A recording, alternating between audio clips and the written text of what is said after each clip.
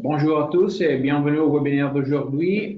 Faire des affaires à Hong Kong, c'est ce qu'il faut savoir.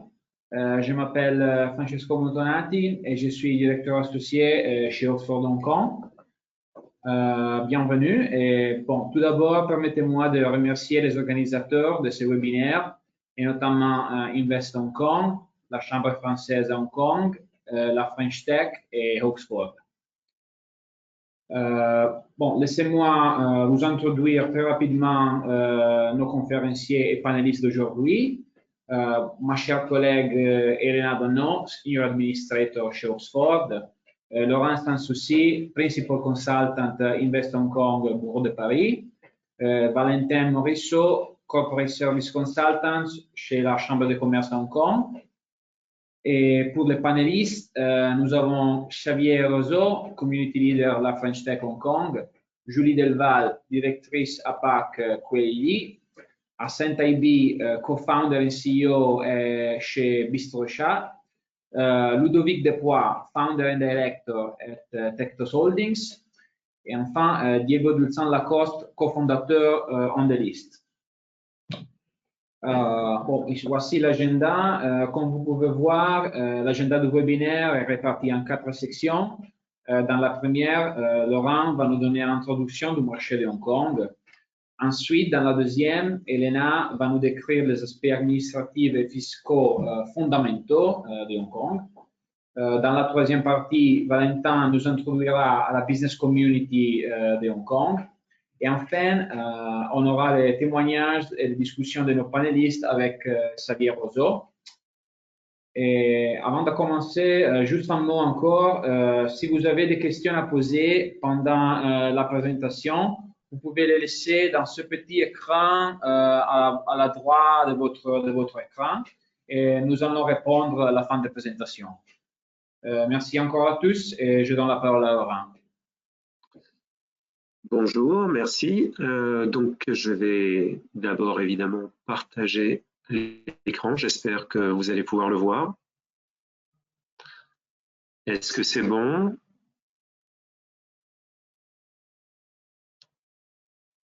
Allô? Est-ce qu'il y a... Donc, bon. J'espère que donc, a priori, l'écran est indiqué comme étant affiché. Donc, je me présente très rapidement. Donc, je suis Laurence Sanssouci. Je représente avec Marine Leroux Invest Hong Kong à Paris depuis maintenant près de 10 ans.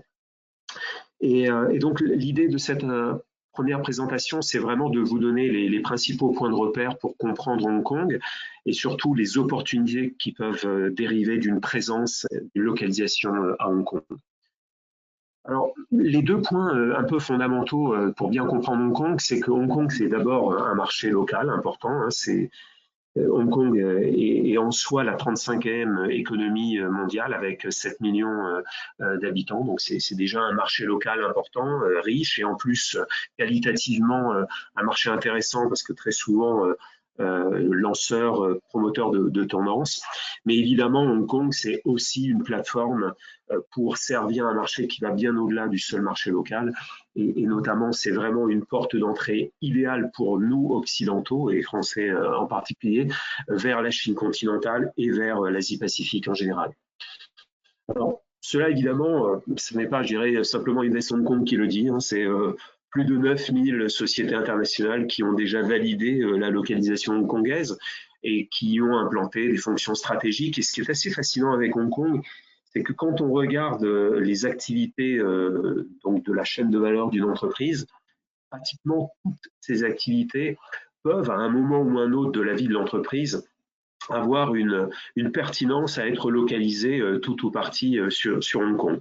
Je dirais que la seule fonction sur laquelle on a un petit peu de mal à trouver des solutions d'implantation, c'est la fonction industrielle de production, de manufacturing, même s'il reste encore quelques petites activités industrielles sur Hong Kong, mais évidemment le foncier est un facteur de contrainte extrêmement grand pour ce genre d'activité. Pour le reste, évidemment, Hong Kong est une localisation extraordinaire et c'est aussi l'objet de ma présentation comme de celle des autres intervenants de ce matin.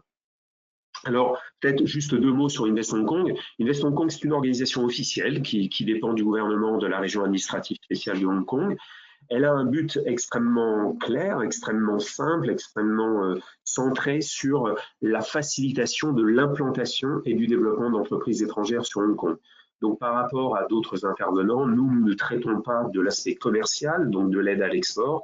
Nous traitons vraiment très spécifiquement de la problématique de l'implantation. Et cela par des services gratuits, confidentiels, qui couvrent une grande partie, enfin même quasiment la totalité du processus d'étude et de réalisation des projets.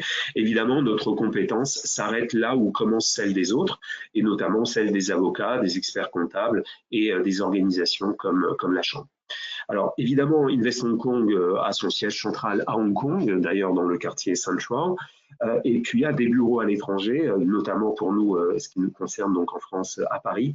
Et le but de ces bureaux à l'étranger, c'est d'être à proximité des entreprises, notamment des chefs d'entreprise qui souhaitent étudier une implantation en Asie, à Hong Kong. Alors, très rapidement, donc de quoi je vais parler? Je vais vous parler bien sûr des avantages structurels de Hong Kong, et puis il y a aussi de nouvelles opportunités qui sont apparues sur ces 5 dernières années, et puis très rapidement le rôle d'Invest Hong Kong à la fin. Alors, les avantages structurels, le premier avantage, c'est clairement la localisation. Vous regardez une map, qu'est-ce que vous voyez? Vous voyez que, évidemment, à partir de Hong Kong, on a accès en 4 heures de vol à la plupart des grandes capitales économiques asiatiques, donc de Tokyo à Beijing, Séoul, Shanghai, Singapour et même l'Est de l'Inde. Et en 5 heures de vol, on a dans ce rayon près de la moitié de la population mondiale. Et l'autre chose intéressante, c'est qu'évidemment, on est au-delà de ces aspects de chiffres qui sont en soi déjà assez impressionnants, on est aussi évidemment dans la première région en termes de croissance dans le monde sur ces dernières 15-20 dernières années. Alors la localisation, évidemment, elle est en soi intéressante. Elle est évidemment renforcée par un aéroport qui, en temps normal, hors Covid, permet d'avoir accès à plus de 200 destinations dans le monde, dont plus de 50 en Chine continentale, et avec plus de 100 compagnies aériennes qui l'utilisent. Donc une localisation, des infrastructures, et puis l'autre aspect évidemment important, c'est que pour faire des affaires à Hong Kong, on est dans un environnement assez exceptionnel aussi et exceptionnellement favorable. Alors évidemment, Oxford et la Chambre vont revenir sur ce cadre légal et fiscal, mais juste peut-être un point d'introduction. Hong Kong est connu pour évidemment faire partie de la République populaire de Chine, mais avoir aussi un système notamment légal et fiscal qui lui est spécifique et qui est en plus particulièrement simple et favorable. Alors, quand on dit système légal et fiscal spécifique, il y a un droit des affaires spécifique à Hong Kong, il y a une réglementation du travail spécifique à Hong Kong, une fiscalité à la fois sur les entreprises et sur les individus, et y compris même des conventions fiscales qui donc sont spécifiques à Hong Kong et qui, par exemple, servent également les rapports entre la France et Hong Kong, puisqu'il existe une convention fiscale avec la France depuis maintenant plus d'une dizaine d'années.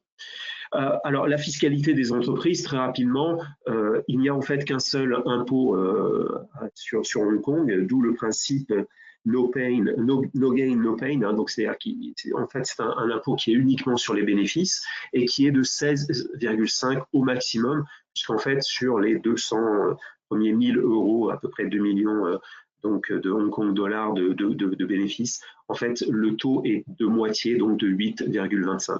Sur les individus, l'imposition est là aussi très faible. Elle est au maximum de 15%, de manière graduelle, donc jusqu'à un maximum de 15%.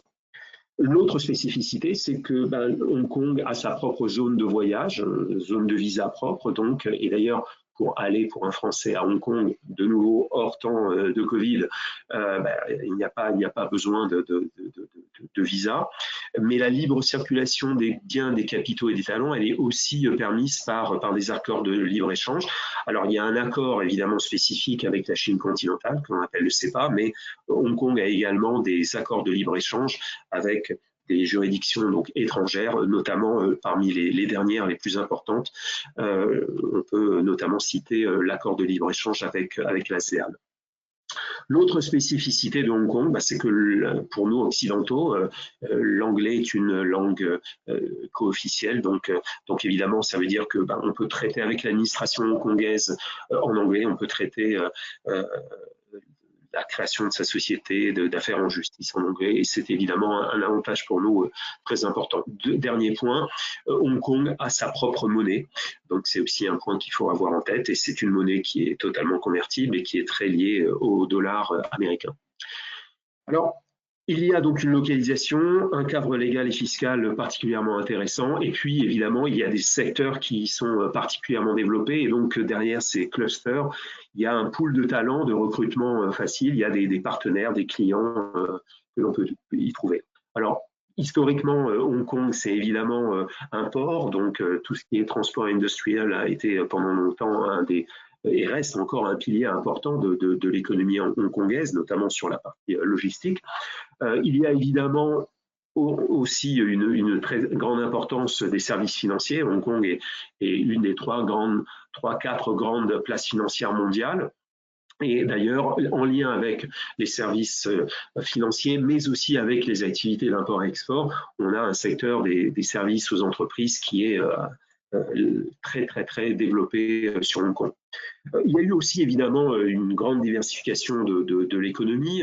Hong Kong, c'est un lieu où historiquement il y avait il y a une activité de shopping très importante, de tourisme également, et puis également d'industrie créative. Alors ça, c'est peut-être, je dirais, tous ces piliers sont assez bien connus. Ce qui est peut-être un peu moins bien connu, c'est toutes les activités liées à l'innovation et à la recherche. Ce sont des activités sur lesquelles la communication sur Hong Kong est en général plus discrète, mais c'est vraiment également, ce sont également des secteurs qui sont aujourd'hui très développés. Alors, ils le sont notamment parce que là encore, c'est peut-être pas tellement bien connu en France. Il y a des universités et des centres de recherche de classe mondiale à Hong Kong. Là, j'ai cité les 5 universités hongkongaises qui font partie du top 400 du classement de Shanghai.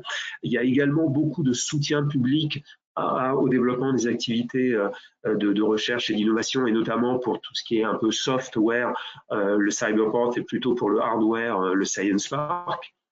Et puis des aides fiscales très importantes qui donc ont permis le développement notamment de 4 grands domaines sur Hong Kong: le domaine de l'intelligence artificielle et de la robotique, de la smart city, des fintech, et puis également des sciences de la vie avec biotechnologie et équipements et dispositifs médicaux, notamment en lien avec la silver economy. Alors ça, c'est les avantages structurels. Les nouvelles opportunités qui se sont développées, je dirais, ces 5-10 dernières années, je vais évidemment passer très rapidement, mais d'abord, c'est un écosystème startup qui a vraiment explosé sur ces 5 dernières années. Bon, évidemment, c'est lié à tous les ingrédients que l'on a pu en partie déjà présenter. Le cadre légal et fiscal en est un, mais également les incubateurs, les accélérateurs, le financement également, les aides publiques. Et ce qui est vraiment intéressant, c'est qu'on voit que justement, à en profiter, bien sûr, ce sont des jeunes ou moins jeunes créateurs d'entreprises hongkongais, mais l'écosystème des startups à Hong Kong est un système extrêmement ouvert à l'entrepreneuriat international, et les Français sont d'ailleurs particulièrement bien placés dans la présence entrepreneuriale sur Hong Kong. Les secteurs dans lesquels ces startups se sont développées, c'est évidemment les fintech, en lien avec la force du secteur des services financiers sur Hong Kong. De la même façon, on retrouve tout ce qui est activité liée à l'e-commerce, supply chain management, à la logistique, et puis le design, et puis les services professionnels. L'autre grande opportunité qui se développe, et c'est quelque chose qui, je crois, va être bien abordé par les panélistes, c'est la création on va dire, la plus grande intégration de la région autour de Hong Kong et de Macao, donc dans la province du Guangdong, et donc dans ce que l'on appelle la Greater Bay Area. Alors la Greater Bay Area, c'est sur un espace quand même très limité, hein, qui est à peu près équivalent à celui de la Croatie, des Pays-Bas ou de la Suisse, bah, on y a une population qui est supérieure à celle du Royaume-Uni, de la France ou de l'Italie. Donc 71 millions d'habitants et qui sont dans un rayon accessible en à peine plus d'une heure à partir de Hong Kong. Et avec un PIB qui est supérieur à celui de l'Espagne, supérieur à celui du Benelux, c'est-à-dire que si on met à Pays-Bas, Belgique et Luxembourg ensemble, bah voilà, on a un PIB sur la Greater Bay Area qui est supérieur. Et évidemment, on a trois entre les villes de la Chine continentale, Macao et Hong Kong, on a en fait une complémentarité qui est extrêmement intéressante. L'environnement international des affaires à Hong Kong, le cluster de la technologie et l'industrie technologique du côté de Shenzhen, et puis globalement une base de consommateurs de 70 millions, avec évidemment sur Hong Kong et Macao déjà une population au pouvoir d'achat élevé, mais aussi en forte croissance dans le Guangdong. L'autre et troisième grande opportunité qui s'est développée ces dernières années, c'est évidemment l'initiative des nouvelles routes de la soie, donc Belt and Road Initiative en anglais. Et Hong Kong se positionne sur cette nouvelle initiative, évidemment comme lieu pour financer tout ce qui va être lié au développement de la Belt and Road. Également, on y retrouve les services professionnels et notamment juridiques comme centre juridique et d'arbitrage. C'est également le lieu où on va y créer des joint ventures, notamment pour des raisons de sécurité des accords juridiques, et puis également pour y développer des activités de recherche et d'innovation dans les champs qui sont au cœur de la problématique de la Belt and Road et notamment la Smart Infrastructure. Donc, tout ça, vous l'avez compris. De toute façon, nous, on est là aussi pour aider, notamment en amont de votre réflexion sur Hong Kong, de vous aider à bien comprendre par de l'information, bien sûr sur le cadre légal et fiscal. Mais, comme je le disais, notre compétence s'arrête là où commence celle des autres.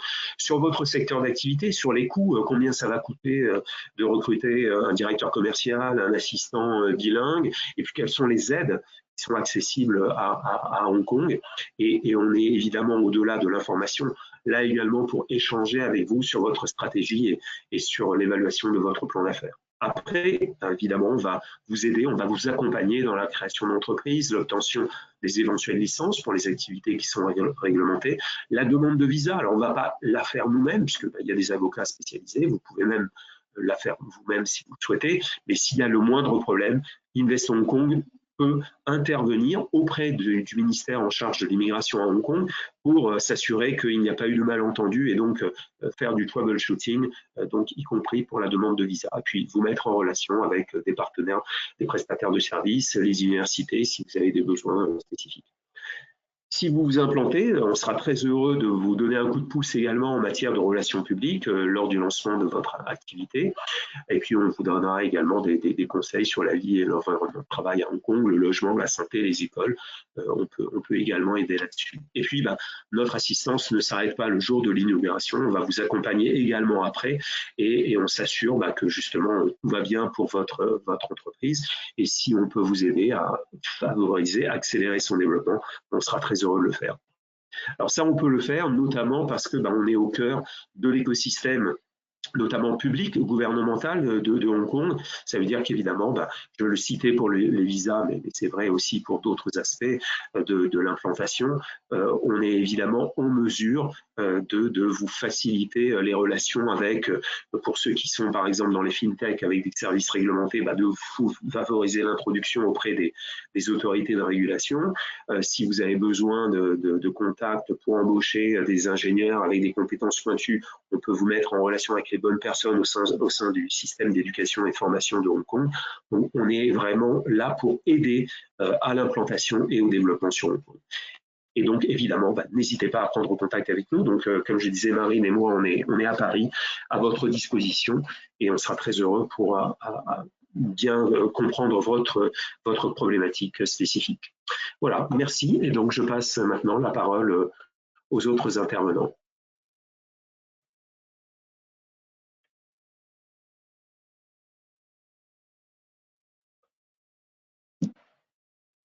Merci Laurent.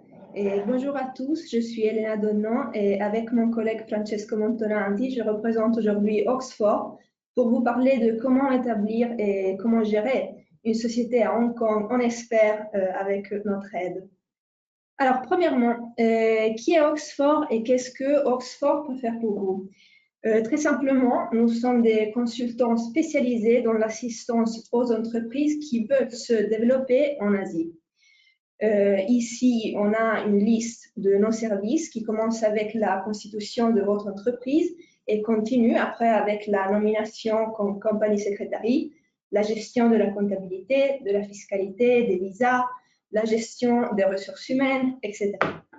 Donc, on a aussi une petite carte qui vous montre nos bureaux en Asie. Donc, comme Laurent disait, normalement, le développement en Asie commence à Hong Kong et après, vous pouvez choisir, par exemple, d'établir des filiales à Pékin, à Shanghai, à Singapour, etc.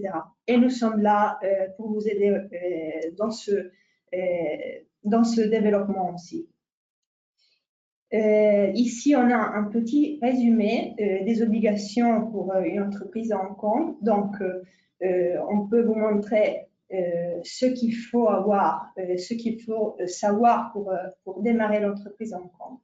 Donc, tout d'abord, il faudra choisir le nom de votre société, donc la dénomination sociale. Il n'y aura pas besoin d'indiquer quelle est l'activité choisie pour votre société. Et si vous voulez la changer ou ajouter une activité, dans un deuxième moment, vous êtes libre de le faire. Il n'y a pas de minimum établi pour le capital social, mais généralement, le montant des capitaux propres est de 10 millions de dollars. Pour l'adresse du siège, si vous n'avez pas l'intention d'avoir un bureau à Hong Kong, vous pouvez bien sûr choisir d'être domicilié chez Oxford Hong Kong. Vous aurez besoin d'au moins un directeur et un actionnaire. Pour le directeur, ce qu'il faut savoir, c'est qu'il ne doit pas forcément être résident à Hong Kong. Pour ce qui concerne le secrétaire, le designated representative et le représentant fiscal, ces derniers trois engagements sont généralement pris en charge par un professionnel comme Oxford, qui a les licences et les compétences pour les gérer. Voilà, on passe maintenant à la fiscalité qui a été un peu introduite par Laurent. Hong Kong a une fiscalité vraiment simple. Cela est aussi un aspect qui a aidé Hong Kong à être connu comme centre d'affaires. On n'a pas de taxes sur la valeur ajoutée, on n'a pas de taxes sur les plus-values, sur les dividendes et sur les intérêts. Et nous avons deux tranches d'imposition, 8,25% et 16,5%. Pour les redevances, on a deux taux aussi, 16,5%, 4,95%. Pour les bénéfices de sources étrangères, donc ici, si vous avez votre entreprise à Hong Kong, mais une partie des bénéfices, en fait, ont une source étrangère, par exemple, par la France, par Singapour, par la Chine, en principe, on peut solliciter une exonération. Il faut gérer des aspects administratifs et fiscaux pour ça, mais on peut vous aider pour le faire. Pour vous donner quelques détails en plus sur la fiscalité, donc on disait, on a deux taux d'imposition, 8,25% et 16,5%. Pourquoi? Parce que quand on calcule les impôts des sociétés, les premiers 2 millions de dollars de bénéfices seront taxés au taux de 8,25%. Les bénéfices imposables supérieurs à cette tranche de 2 millions de dollars seront taxés au taux de 16,5%. En plus, si vous avez un groupe de sociétés qui sont connectées entre eux, vous pouvez choisir qu'une société qui va être taxée avec les deux tranches d'imposition. Cela pour éviter des transactions visant à réduire les bénéfices à 2 millions pour chaque entité. Aussi, quelques aspects un peu plus pratiques. Donc, quand vous aurez votre entreprise, vous allez évidemment avoir des coûts, avoir des chiffres d'affaires. Qu'est-ce que vous pouvez déduire dans votre déclaration fiscale? Vous pouvez déduire tous les achats et les dépenses qui ont été engagés dans la génération des bénéfices imputables. Cela veut dire que si vous avez des coûts qui sont effectivement liés au business, vous pouvez les déduire. L'audit des comptes est toujours obligatoire en compte, donc même avec un petit bénéfice ou un grand bénéfice, il n'y a pas de différence. Toutes les entreprises doivent avoir l'audit. Quand vous payez les impôts, vous devez toujours payer les impôts sur les bénéfices de l'année et un acompte sur les bénéfices de l'année prochaine, de l'année suivante. Donc, il y a des estimations qu'on fait pour vous laisser payer l'acompte des impôts. Toujours bien garder les documents comptables, donc soit pour l'année où on prépare les états financiers et soit pour les 7 années suivantes. Je termine avec un exemple très simple et clair pour vous montrer effectivement le niveau d'imposition avantageux à Hong Kong pour les entreprises. Donc, on a deux cas.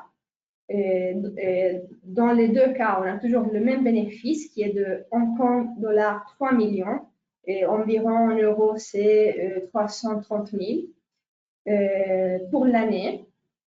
Donc, on voit à gauche, on applique le taux de 16,50% parce que, par exemple, celle-ci est une entreprise du groupe qui ne va pas appliquer les deux tranches d'imposition. Donc, on calcule l'impôt brut à payer, donc tout simplement 16,5% sur 3 millions de dollars, et on a 495 000 Hong Kong dollars, moins la réduction d'impôt qui est garantie à toutes les entreprises à Hong Kong. On a le net à payer qui est 475 000 Hong Kong dollars par rapport au bénéfice de 3 millions Hong Kong dollars. Donc déjà, avec ce premier exemple, on voit comment est avantageux la fiscalité de Hong Kong. Dans le deuxième cas, on peut appliquer les deux tranches d'imposition. Donc, on a soit 8,25%, soit 16,50%. Comme on disait, le premier taux peut être appliqué que sur les 2 millions de dollars, les premiers 2 millions de dollars de bénéfices. Donc, on fait les calculs, on a 330 000 Hong Kong dollars d'impôt brut à payer, moins les 20 000 Hong Kong dollars de réduction, et on n'a que, en fait, à payer 310 000 Hong Kong dollars pour l'année. Comme je disais, après, avec ce montant de l'impôt effectivement très bas, vous aurez aussi à payer l'acompte des impôts pour l'année suivante. Et donc ici, je viens de vous expliquer vraiment quelques points les plus importants. J'imagine bien que vous pouvez avoir des questions et vous pouvez peut-être en savoir plus pour quelque chose qui n'est pas lié à la fiscalité. Donc après le webinaire ou maintenant, avec les questions que vous pouvez écrire dans la section à droite de vos écrans, vous êtes vraiment libre et les bienvenus pour toutes les questions. Merci beaucoup. Je passe maintenant la parole à Valentin. Merci beaucoup, Elena. Je pense que vous pouvez voir le slide désormais. Hop.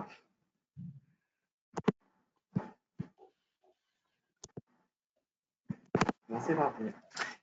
Très bien, merci beaucoup, Elena. Je vais essayer d'être assez concis pour laisser du temps à nos intervenants du panel de s'exprimer et pouvoir partager leur vécu et leur expérience. Mais je me présente tout de même très brièvement. Je m'appelle Valentin Morisseau, je suis Corporate Services consultant à la Chambre. Et donc, très concrètement, j'accompagne les entreprises et les entrepreneurs principalement français à s'implanter sur Hong Kong. Donc, ça passe par des discussions, des échanges, une dimension conseil. On cible ensemble la structure la plus adaptée, on ouvre le compte bancaire et on obtient les visas, les autorisations nécessaires pour être opérationnel. Donc, tout ça, ça va être sur la partie création. Et ensuite, on va avoir toute une dimension de développement. Donc, on va aider à trouver les business partenaires pertinents pour votre société, vous aider à recruter, voilà, demander des financements. Donc, c'est vraiment finalement une aide assez transversale qui comprend cette dimension de création et développement. Et on va travailler notamment avec plusieurs providers, on travaille avec Oxford, Invest Hong Kong, mais l'objectif, c'est vraiment d'avoir un interlocuteur unique au début. Quand vous arrivez à Hong Kong, vous adressez à la chambre de commerce et ensuite on délivre des services, notamment les visas au sein de la chambre, et ensuite on travaille avec des cabinets d'avocats et des organismes type Invest Hong Kong en harmonie. Pour ma part, moi j'ai travaillé d'abord en cabinet d'avocats français à Hong Kong et ensuite à la chambre. Du coup, j'ai un peu, au gré de ces expériences, tiré quelques enseignements et des constats que je partage aujourd'hui avec vous. On va débuter tout de suite avec quelques chiffres. Je sais que vous avez déjà eu beaucoup de chiffres, mais je pense que c'est des chiffres assez parlants et qui témoignent du dynamisme de l'écosystème français business, parce que je vais essentiellement me concentrer sur l'écosystème français. Il y a 337 filiales d'entreprises françaises qui sont implantées à Hong Kong. C'est assez conséquent puisque c'est essentiellement les entreprises qui sont détenues à plus de 50% par des structures ou des personnes physiques françaises. Si on rajoute tous les actionnaires, donc en deçà de 50%, on atteint 611 filiales d'entreprises françaises à Hong Kong. Pour vous donner un ordre d'idée, la France a dépassé Taïwan récemment et maintenant on est le 6e pays en nombre de filiales à Hong Kong, derrière la Chine, le Japon, les États-Unis, le Royaume-Uni. Mais c'est un écosystème qui progresse chaque année et le chiffre d'affaires est aujourd'hui de ces filiales estimé à 14 milliards, plus de 14 milliards d'euros de chiffre d'affaires en 2019, ce qui est assez conséquent et qui fait la particularité de Hong Kong, c'est vraiment cet écosystème français particulièrement dynamique. Un des chiffres finalement les plus parlants, c'est va être les 92 sièges régionaux à Hong Kong. Donc ça va concerner les grands groupes, les grandes entreprises qu'on connaît tous, mais il y a aussi les petites entreprises locales. Donc c'est des entreprises hongkongaises, mais qui sont dirigées par des ressortissants français, des gens qui ont pas forcément d'activité entrepreneuriale en France, mais qui souhaitent se lancer directement sur Hong Kong pour lancer leur business. Et ça participe à tout cet écosystème ultra dynamique. Et du coup, l'objectif de cette présentation, c'est vraiment de présenter comment en profiter, comment en tirer profit et maximiser vos chances de succès sur la zone. Vraiment, cette dimension, j'insiste, il y a des gros groupes, mais aussi des petites entreprises locales qui ont des belles success stories. On aura quelques exemples lors du panel à la suite de cette présentation. Donc, tout cela constitue un tissu économique qui est très large, très solide, mais surtout diversifié. Il y a dans différents secteurs, on a des grosses entreprises, on a Dragage, Vinci, sur lesquels des infrastructures, en fait, on se balade à Hong Kong, on peut trouver de multitudes d'infrastructures créées par des entreprises françaises. Souvent, quand on ouvre les guides touristiques, on voit que les fameux escaladors de Hong Kong ont été créés par une entreprise française. Et bien, encore aujourd'hui, en 2020, c'est particulièrement vrai. Récemment, on a eu Dragage qui a participé à une grosse infrastructure à Tuen Mun. Veolia a participé à l'infrastructure de Deep Park. Même le métro, le MTR local a été particulièrement efficace, notamment grâce à Thales. Et puis, il suffit de se balader à Hong Kong pour s'en convaincre. Les anciennes françaises, il y a plein d'anciennes françaises et on entend parler français aussi. Vous verrez finalement les Français sont un peu partout et c'est ce qui permet à la Chambre de commerce d'être particulièrement dynamique. Aujourd'hui, on est la première chambre européenne à Hong Kong avec plus de 800 membres et tout ça permet de networker et de contribuer à la réussite de nos clients et de nos membres. D'autres petits chiffres pour vous donner un ordre d'idée, les postes d'exportation français au premier semestre 2020. Alors, ça exclut l'aéronautique qui est très spéciale et surtout dans le contexte actuel, il n'y a pas eu de commande d'avion, donc je l'ai naturellement exclu. Mais les gros points forts, ça va être évidemment, c'est l'image de la France, la maroquinerie, le luxe, l'agroalimentaire, donc tout ce qui est vêtements, le vin, les parfums, les cosmétiques. Mais il y a aussi de nouveaux secteurs qui émergent. Je pense que la French Tech, nos amis de la French Tech me confirmeront que le réseau de start-up est particulièrement dynamique également. Tout ce qui est composants électroniques, mais aussi la création artistique se développe considérablement ces dernières années. Et enfin, les produits pharmaceutiques également, qui est un des rares secteurs à s'être développé autant au premier semestre 2020. Voilà, au-delà des chiffres, je voulais montrer quelques exemples pour moi qui me paraissent significatifs et qui illustrent vraiment la réussite des Français sur Hong Kong. Jean-Pascal Tristoir, qui est le PDG Monde du groupe du Schneider Electric, qui est installé à Hong Kong depuis 2011. C'est assez rare d'avoir un PDG d'un groupe français qui est implanté à l'international. Le fait que ce soit à Hong Kong depuis 2011, c'est assez significatif. Un autre exemple qui me paraît important, c'est l'Occitane en Provence, qui est coté sur le Hong Kong Stock Exchange depuis 2010. C'est le premier groupe français à être coté à la bourse de Hong Kong. C'est une introduction en bourse qui a été motivée par le fait que 49% des ventes sont réalisées dans la région Asie-Pacifique. Donc, rendez-vous bien compte, la première boutique en Asie a été ouverte à Hong Kong en 1996, puis ensuite ça a été à Tokyo. Donc, en 1996, 2 premières boutiques en Asie et aujourd'hui, en 2020, 49% des ventes sont réalisées dans la région.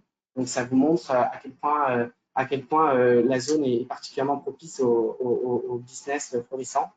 Un autre exemple qui parlera peut-être à tout le monde, c'est l'école Place Vendôme de la joaillerie Van Cleef & Arpels qui a décidé d'ouvrir une branche en 2019 et c'est Hong Kong qui a été choisi pour se développer. Un petit exemple, parce que je vous ai beaucoup présenté les exportations, les Français qui produisent dans le retail, dans le luxe, et aussi tous les boîtes de services de consulting qui sont importantes sur Hong Kong. Et Palo IT est un excellent exemple. Elle a été fondée et dirigée par un Français, Stanislas Poquet, et c'est la première entreprise de Hong Kong de tech à être certifiée B Corp. Pour ceux qui ne savent pas vraiment ce que c'est B Corp, ça va devenir très très important et ça va être déjà dans les prochaines années. C'est vraiment tout ce qui va être éthique, donc tout ce qui est RSE, c'est les entreprises qui sont certifiées éthiques dans 5 domaines, la gouvernance, collaborateurs, collectivité, environnement, client. Et donc aujourd'hui, ça représente 3400 entreprises dans 70 pays. Et à Hong Kong, c'est une petite fierté que Palo IT, une entreprise française, soit la première entreprise tech certifiée. Un autre exemple de collaboration, alors là, c'est particulièrement significatif, parce que c'est 2 membres de la Chambre, c'est Baseline, une entreprise créée aussi en 2012 par un Français, Boris Duhamel, donc c'est spécialisé dans l'éclairage, le design du luminaire, et donc ils ont collaboré avec l'entreprise, le groupe Decathlon que tout le monde connaît, et se sont occupés du design et de tout ce qui est la partie éclairage dans les 2 grands nouveaux magasins de Central et de Kowloon Bay, qui ont ouvert là ces dernières semaines. C'est un exemple très récent et c'est un exemple qui démontre que participer aux events de la Chambre et se connecter au network de la Chambre permet des business connections, des contrats qui font la fierté de notre réseau. 2 autres exemples de sociétés qui se sont développées ces dernières années. C'est la banque virtuelle, donc des comptes en ligne qui sont particulièrement dynamiques en ce moment. Toujours en quête de recrutement, ils se sont développés récemment sur Londres et Bangkok et ça a été créé par un Français, Bertrand Théo. Un autre exemple qui sera présent dans notre panel, On The List, qui du coup a lancé sa plateforme de vente en ligne en Australie. Après, c'est déjà implanté à Taipei, Shanghai et Singapour. Donc, Diego vous présentera ça de vive voix, j'imagine, et c'est une autre illustration de belles success stories qui se sont lancées depuis Hong Kong. Et enfin, Ideal Wine, en effet, l'image de la France, le vin, ça fait toujours sens. C'est aujourd'hui devenu le leader mondial de la vente aux enchères dans tout ce qui est vente online de vins et spiritueux particulièrement rares. Ils sont aujourd'hui à 550 000 clients. Et plus de 600 partenaires de domaine en France, partenaires de domaine de vin. Donc c'est vraiment un bel exemple qui a vraiment bénéficié du réseau de la Chambre, notamment de par sa présence dans notre Business Center, puisqu'on partage les cours avec ces sociétés. Donc, cause ou conséquence, je ne sais pas, mais toujours est-il que toutes ces entreprises permettent à une communauté française de progresser chaque année. On estime aujourd'hui environ à 25 000 Français qui vivent à Hong Kong. Alors, les chiffres diffèrent un peu. Aujourd'hui, 14 000 Français sont inscrits au consulat général de France, mais un récent recensement de la part de l'Invest Hong Kong fait plutôt état de 22 000 et 25 000 Français. Puisque tout le monde ne s'inscrit pas forcément au consulat. Généralement, il y a un pic d'inscription aux alentours des élections. Donc, j'imagine qu'en 2022, aux élections, on aura des chiffres un peu plus précis. Mais on estime à peu près dans ces eaux 22 000, 25 000 Français à Hong Kong. C'est conséquent. C'est même la plus importante communauté française en Asie. Et pour vous donner un ordre d'idée, ça représente 4,3% des expatriés de Hong Kong. Et c'est surtout en augmentation de la dynamique est vraiment là, ce qui n'est pas forcément le cas d'autres communautés d'expatriés comme les UK et les US qui ont plutôt tendance à décliner. Les Français arrivent sur la zone toujours de manière fréquente et c'est surtout une population de Français assez jeune. On estime que 80% des Français ont moins de 45 ans et surtout restent sur la zone plus de 5 ans, avec des mariages, des naissances qui font état d'une sédentarisation et du coup qui témoignent, voilà. Tout cela pour vos entreprises, ça représente des clients potentiels, mais aussi des employés potentiels. Nous, on a un service de recrutement au sein de la chambre qui recense pas mal de French speakers. Alors, ça va être des Français, mais pas seulement. Ça va être, il y a la mixité aussi, autant de hommes que de femmes. Et donc, tout cela peut représenter une force de recrutement potentielle pour votre entreprise. Si aujourd'hui, votre développement sur Hong Kong implique d'avoir des gens qui parlent français, vous avez des employés qui parlent français, que ce soit français ou hongkongais, puisqu'il y a une vraie francophonie. Il y a des écoles comme l'Alliance française qui participent à tout cela. Nous, même au sein du staff de la Chambre, on a plein de collègues locaux qui parlent très bien français. Du coup, la question que j'imagine vous poser, c'est pourquoi tant de Français viennent s'installer à Hong Kong. Je pense que vous avez déjà plusieurs éléments de réponse par les deux présentations qui m'ont précédé. En effet, Laurent l'a évoqué, une position géographique stratégique, c'est une porte d'entrée évidente vers la Chine. Je l'évoquais ensemble, il y a un vivier de talent et un fort potentiel de recrutement pour des entreprises françaises. Et aussi, un point qui n'a pas forcément été évoqué, mais sur lequel je pense qu'il est important de s'arrêter, c'est les conditions d'octroi de visa. Elles sont beaucoup plus souples que dans beaucoup de pays d'Asie. Je sais que Singapour, récemment, dans l'actualité, a évoqué l'idée de restreindre le nombre d'expatriés. On n'est pas forcément dans la même dynamique à Hong Kong. Nous, la Chambre de commerce, on peut vous assister justement dans ces démarches de visa. Et on a des très bons taux d'approval et tout cela, en fait, nous paraît assez essentiel pour qu'une entreprise française se développe dans de bonnes conditions. Et ensuite, un point aussi sur lequel je veux insister, c'est aussi un cadre de vie agréable. C'est vraiment une ville internationale très dynamique où il est facile de s'intégrer. Quasiment toute la population parle anglais. Je voulais évoquer aussi notre lycée français. Il y a un lycée français reconnu qui permet, si vous souhaitez s'installer sur la zone pour vos enfants, de suivre des études français dans un cursus français, de la maternelle jusqu'au baccalauréat. Aujourd'hui, ça représente plus de 2000 élèves qui sont répartis sur 4 sites. Et du coup, je sais que la chambre le lycée français communique beaucoup là-dessus. Le baccalauréat, 100% de réussite, 44% de mention très bien. Donc, c'est aussi un facteur important pour nos clients et nos membres de savoir que leurs enfants peuvent être éduqués dans de bonnes conditions. Un autre point aussi important, c'est de pouvoir, en tant que Français, on est toujours attentif à avoir des événements culturels et associatifs très dynamiques. C'est le cas à Hong Kong. C'est notamment le cas du French May, qui est un des événements culturels principaux qui fait venir des artistes français. On a le French Cinéparoma qui nous permet de voir des films français. Il y a des associations qui sont très nombreuses. Je n'ai pas pu les intégrer dans ma présentation. Et ensuite, point non négligeable également, c'est que vous êtes accompagné. L'expatriation, ça peut être source d'inquiétude sur de nombreux points. Il faut savoir qu'en arrivant sur la zone de Hong Kong, vous pouvez être assisté sur toutes les dimensions.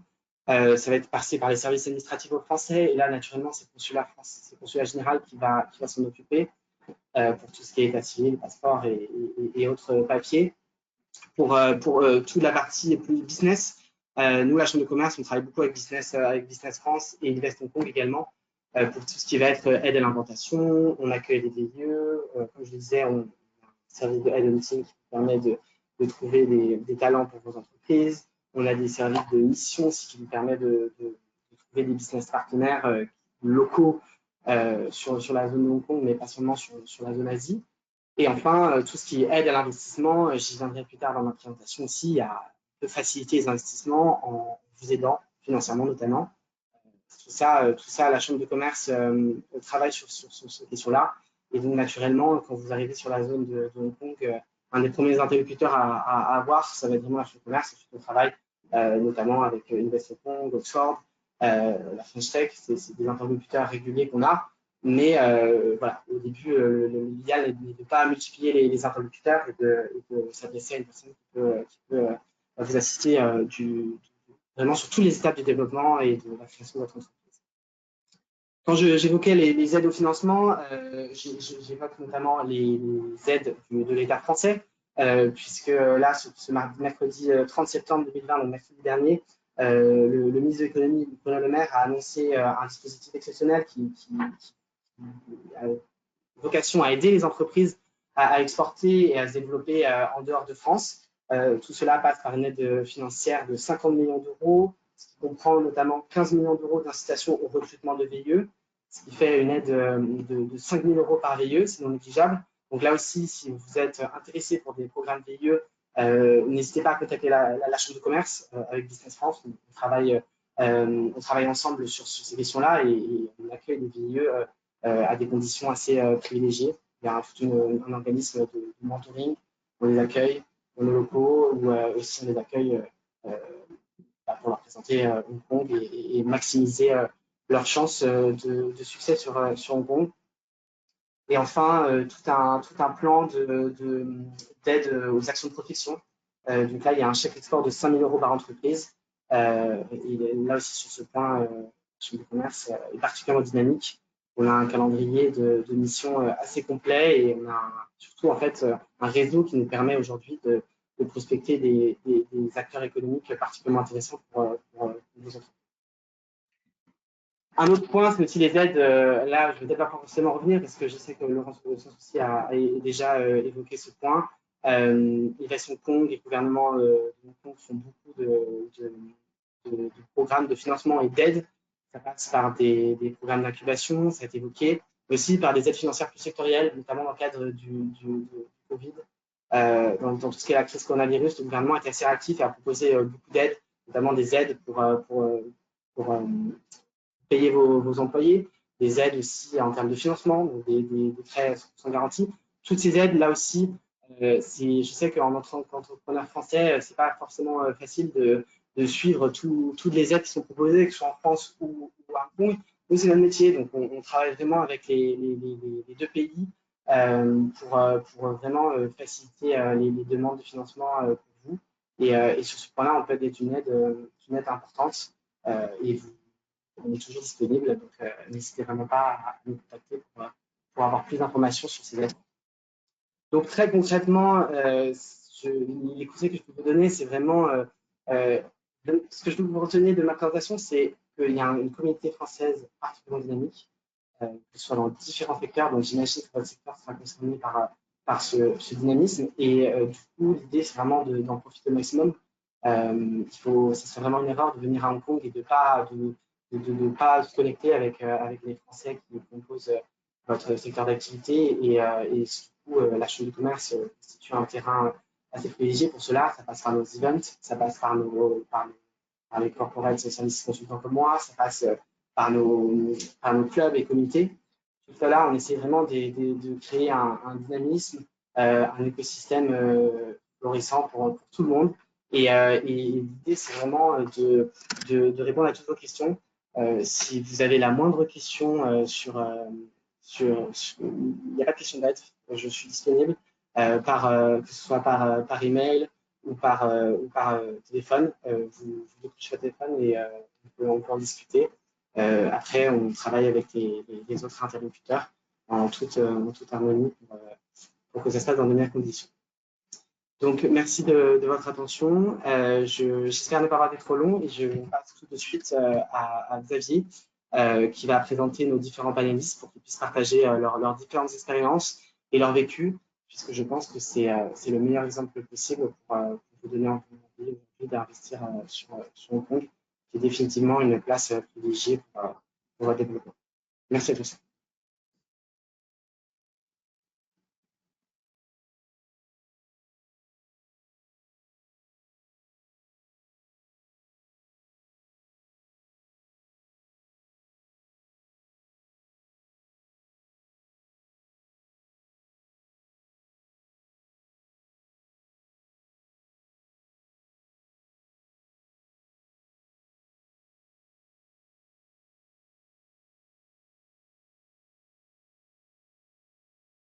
Voilà, super.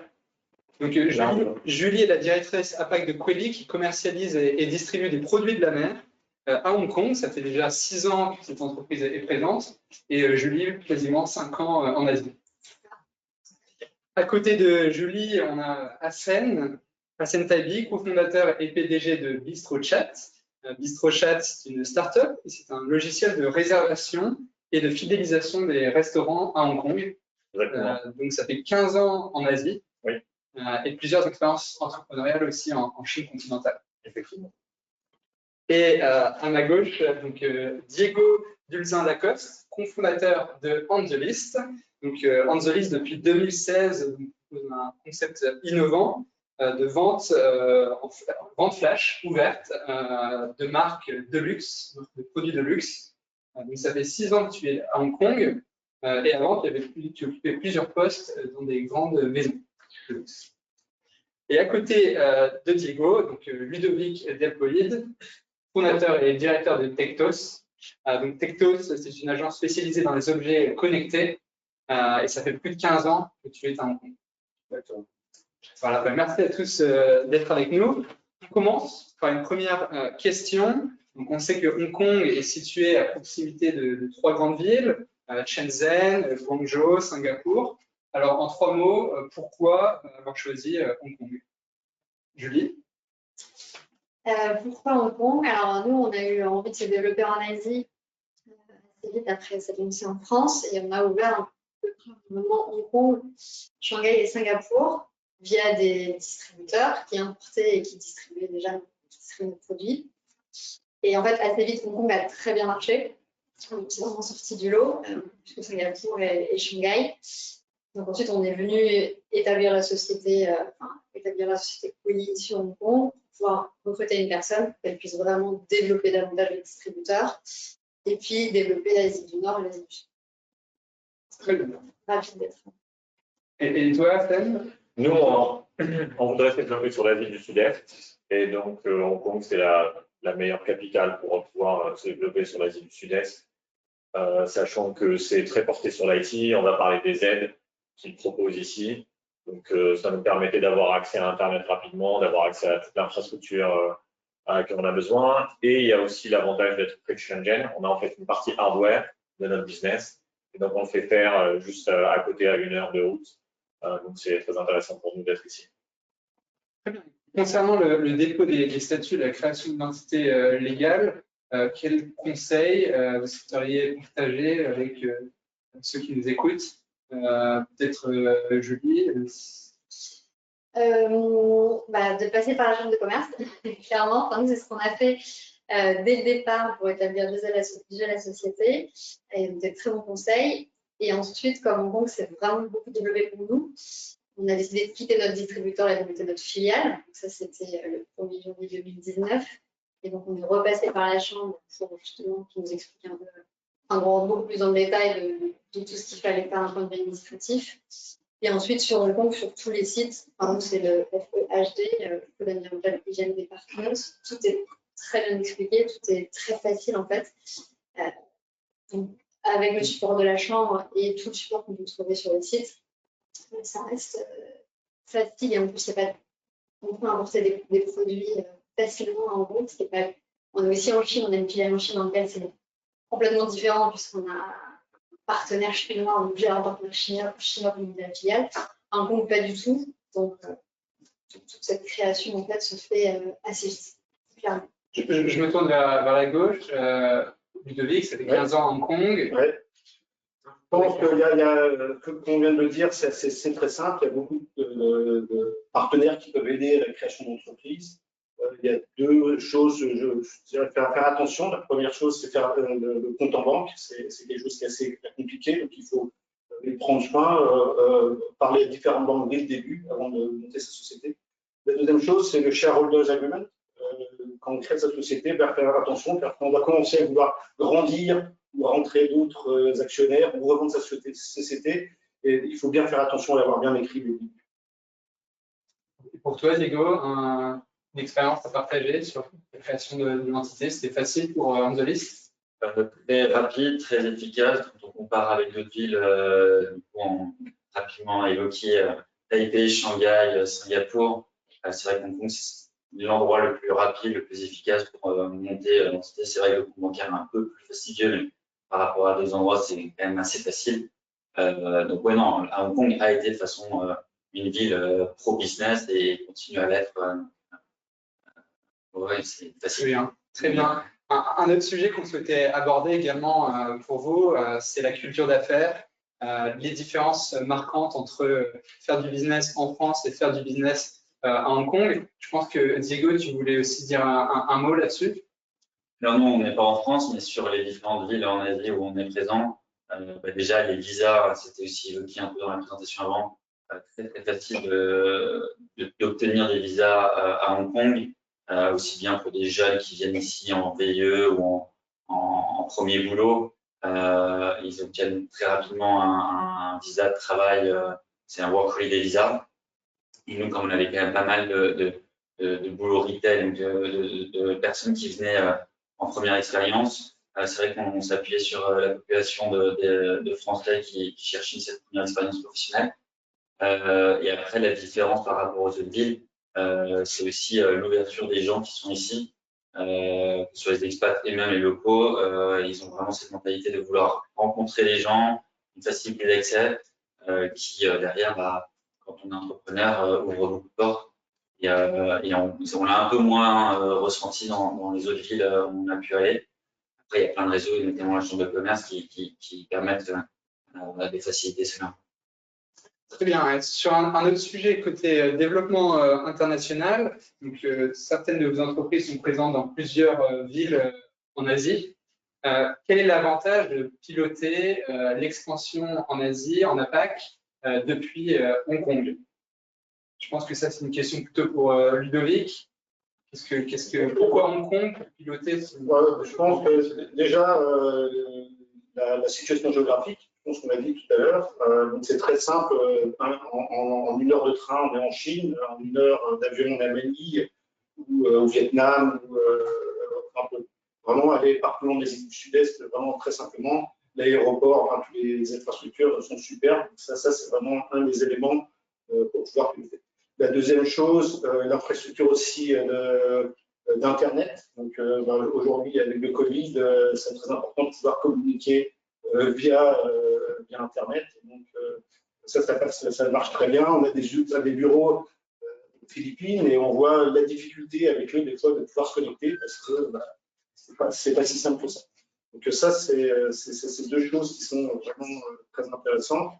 Et le fait aussi au niveau légal de pouvoir gérer, en ayant avoir une implémentation à Hong Kong, c'est facile de monter une société en Chine, il est assez facile d'avoir d'autres filiales à travers les. Et Julie, pour toi, avec Colis, pour toi, Hong Kong? Oui, clairement, Hong Kong, c'est une vitrine fantastique. Nous, la plupart des chefs avec lesquels on travaille, ils se déplacent partout sur l'Asie, mais ils passent forcément par Hong Kong. ça bouge, il y a des restaurants tout le temps, il y a des étoilés, enfin, il y a plein d'événements en termes culinaires. Donc, Hong Kong, même sur le retail, il se passe tellement de choses que c'est super attrait pour nous d'être basé ici. Et avec la crise actuelle, comment vous avez réagi? Enfin, je change de sujet. Alors, un peu plus dur, effectivement. On était très axé sur le B2B, enfin, on l'est toujours, donc, vraiment avec les chefs. On avait développé une gamme B2C sur les retailers et les clients privés. Donc forcément, on a mis beaucoup d'accélérateurs sur ça, puisqu'on a déjà des produits chefs de top qualité, donc c'était plus ou moins facile de réduire les portions pour pouvoir l'offrir au client final. Donc on a mis des bouchées d'eau pour essayer d'être très réactif pour offrir rapidement ces produits-là sur le marché. Et pour On The List, quelle réaction par rapport au Covid? Comment vous avez pivoté ou... Notre business à la base était très physique, en showroom, et on avait heureusement lancé l'activité online il y a 2 ans. Et avec les protests et là avec le Covid, du coup, ça nous a permis de vraiment accélérer parce que en tant que client, acheter en physique, ça a du sens quand il faut essayer les produits, enfin, les vêtements et qu'il y a du fitting. Mais là, en fait, l'expérience est vraiment plus facile en ligne et se faire livrer juste après chez soi ou au bureau. Du coup, l'activité a vraiment pivoté et passé maintenant principalement sur des ventes en ligne. Digitalisation. Complètement. Pour toi, Ludovic, quel changement? Le Covid, un grand changement au niveau du travail en équipe. On a le bureau en Chine, on ne peut plus y aller. Donc, on a dû changer complètement la manière de travailler. Mais les choses, je pense, suivent leur cours. En Chine, la production est reprise. Enfin bon, il n'y a pas vraiment énormément de changements. Alors, 2 derniers sujets qu'on souhaitait aborder. Comment s'entourer des bons acteurs lorsque on entreprend à l'étranger? On connaît peu de monde, notre réseau est peut-être un peu faible. Quels acteurs choisir? Déjà la chambre pour connecter avec les gens. Et puis il y a plein d'organismes. Il y a souvent des groupes d'entrepreneurs, d'entraide entrepreneurs. Il y en a un qui fait partie de la chambre d'ailleurs. Et il y a des groupes indépendants d'entraide. Donc je pense que c'est une très bonne porte d'entrée pour. Toi, tu as rejoint quel groupe? Moi, je suis à French Founders et donc j'ai rejoint au tout départ et effectivement, ça donne un bon réseau quand on arrive ici. Mais en fait, en arrivant, comme les gens circulent beaucoup entre Pékin, Shanghai, Hong Kong et Singapour, en arrivant ici, j'avais déjà un réseau assez conséquent. Mais il faut se lancer et voilà. Oui, il faut y aller, exactement. Ouais. Et enfin, un autre aspect, c'est le financement. C'est peut-être envisager une levée de fonds. Quelle est ton expérience avec les investisseurs locaux de la région? Alors, je fais plusieurs fois et du coup, la première information, c'est qu'il y a beaucoup d'argent et qu'ils peuvent de moins en moins le mettre ailleurs qu'ici, en Asie. Donc, en fait, il y a plus d'argent que de débouchés. Donc, les porteurs de projets ont un avantage quand ils viennent ici sur la valorisation, etc. Et les investisseurs, ils préfèrent les investissements en Asie que les investissements ailleurs. Mais ils aiment beaucoup la techno européenne, qu'on importe, qu'on vienne avec son savoir-faire. En général, c'est pas mal. Ensuite, il y a les organismes publics qui aident aussi beaucoup. Donc, nous, on a intégré Cyberport uniquement sur dossier et pitch. Et ils nous financent, ils financent notre développement gratuitement sans prendre d'action dans la société. Donc, ils nous financent nos bureaux, ils nous donnent du cash pour nos actions, ils financent notre marketing et ils envoient des gens qui payent directement sur leur payroll pour faire les sales pour nous. C'est vraiment une aide à l'accélération incroyable et ils nous permettent d'atteindre des gens qu'on ne pourrait pas atteindre en tant que start-up, donc des grands groupes, etc., que l'organisme Cyberport fait venir pour nous rencontrer et pour qu'on puisse avoir des deals avec eux. C'est vraiment incroyable. Enfin, on ne peut pas se plaindre. Voilà. Avant de passer aux questions et réponses, peut-être un dernier mot pour les entrepreneurs, les dirigeants qui nous écoutent. Alors, vas-y. Moi, j'ai une expérience avec la Chine mainland et ici, et clairement, si vous voulez réduire le choc culturel, les problèmes, démarrer votre expansion ici. C'est quand même... Oui, je suis assez d'accord avec toi aussi en Chine et surtout enfin, Hong Kong, ça fonctionne. Je veux dire, ça redémarre, ça s'arrête avec le Covid, ça repart très vite, il se passe toujours des choses, ça reste quand même une plateforme d'Asie incroyable. À gauche, un dernier mot. Je pense qu'on a parlé de la facilité du business, mais c'est aussi une ville qui est très agréable à vivre. On a vu beaucoup de photos avec des buildings, mais en fait, ça représente 20% du territoire. En 10 minutes, on est à la plage, on est à la montagne pour les balades.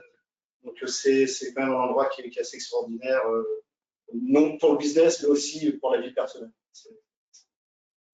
Totalement d'accord. Qualité de vie incroyable à Hong Kong. Et du coup, aussi bien perso que pro, si vous voulez vous implanter en Asie, Hong Kong est définitivement la ville où il faut être pour se rayonner sur. Travailler dur et se changer aussi les idées le week-end. Alors, merci beaucoup, merci à tous, Arsène, Julie, Diego, Ludovic. On va maintenant passer aux questions et réponses. Alors, je regarde les questions qui s'affichent sur l'écran.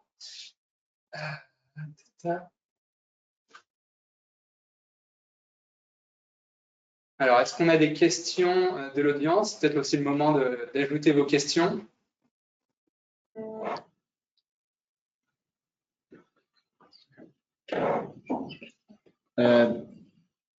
Nous n'avons pas reçu de questions pour le moment. Laissez-moi regarder encore une fois. On vous laisse encore 30 secondes si vous avez des questions. C'est le moment d'interroger nos panélistes. Ils sont là pour répondre à vos questions.